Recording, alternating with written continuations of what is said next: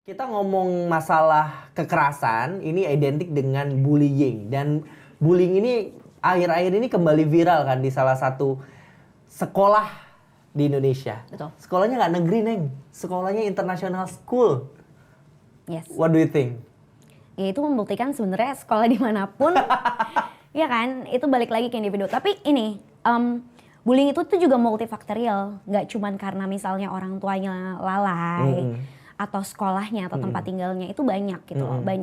Banyak hal lah. Dan kayaknya bullying itu kan juga jadi tradisi gitu. Udah sesuatu yang turun menurun gitu. Siapa yang skip? Sekolahnya? Keluarganya? Semuanya sih. Soalnya kalau ngomongin pendidikan tuh itu benar-benar tiga-tiganya loh. Sekolah, keluarga, sama masyarakat. Itu tuh satu kesatuan. Ki Hajar Dewantara bilangnya itu benar-benar tripusat pendidikan gitu. Jadi tiga-tiganya lalai.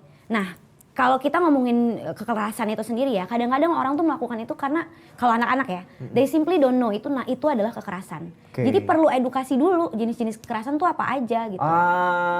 Noted nih, dapat gue nih benang merahnya. That's why kalau di luar sana diajarkan safeguardnya seperti apa. Betul. Tidak hanya ke anak didik tapi ke tenaga pendidik dulu, abis itu tenaga pendidik mentransformasikan ke anak didiknya. Benar. Harapannya kan guru itu kan diguguh, ditiru. Jadi jangan sampai kita melakukan kekerasan ke murid-murid karena kita tidak tahu itu adalah jenis kekerasan gitu. Akhirnya dicontoh sama mereka. Sesimpel nyebut anak ada yang pinter, bodoh, itu kan sebenarnya ada jenis kekerasan verbal. Iya, simple banget itu. Iya. Kekerasan non verbal. Kekerasan. Dan merusak mental gitu ya.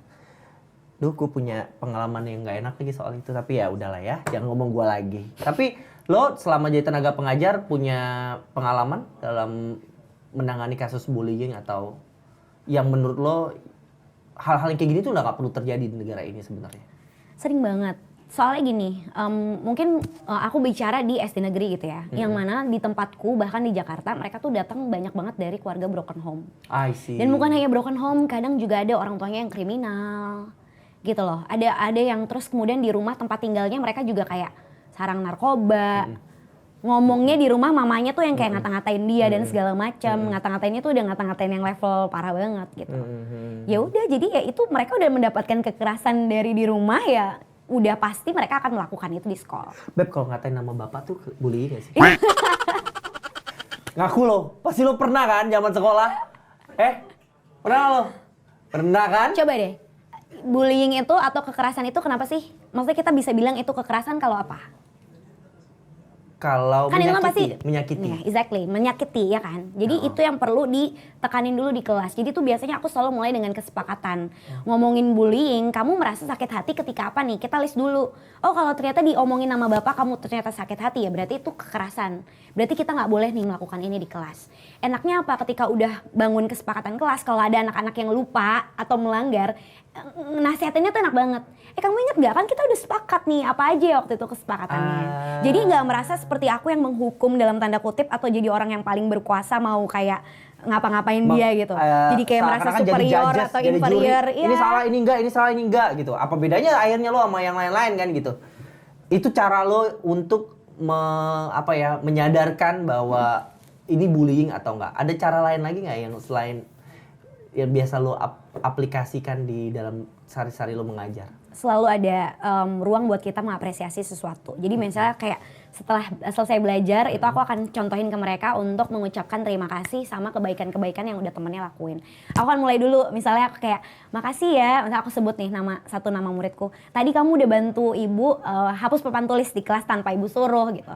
Nah coba sekarang giliran kamu dong sebutin satu kebaikan temen kamu, sebutin namanya, bilang terima kasih udah baik sama kamu hari ini, sebutin apa yang dia lakuin. Jadi dari apresiasi muncul rasa sayang gitu kan, rasa sayang sama temennya juga. Dari rasa sayang berkembang jadi rasa menghargai, empati, sehingga itu akan bikin mereka sungkan kalau nanti melakukan kekerasan, entah itu kekerasan verbal atau bahkan kekerasan fisik. Dan anak-anak aku tuh bangga banget ya. Mereka masih kelas 4 SD udah tahu kekerasan seksual tuh apa aja. Dan udah dengan willingness-nya mereka sendiri gitu ya. Mereka ngaku ke aku gini, Bu, ibu tahu nggak? Waktu kelas 2 tuh kita ternyata melakukan kekerasan tau Bu. Soalnya kita tuh nggak tahu Bu. Kita nggak tahu kalau itu namanya kekerasan. Makasih ya Bu Gali udah ngajarin kita. Itu aku kayak, berarti emang berdampak banget.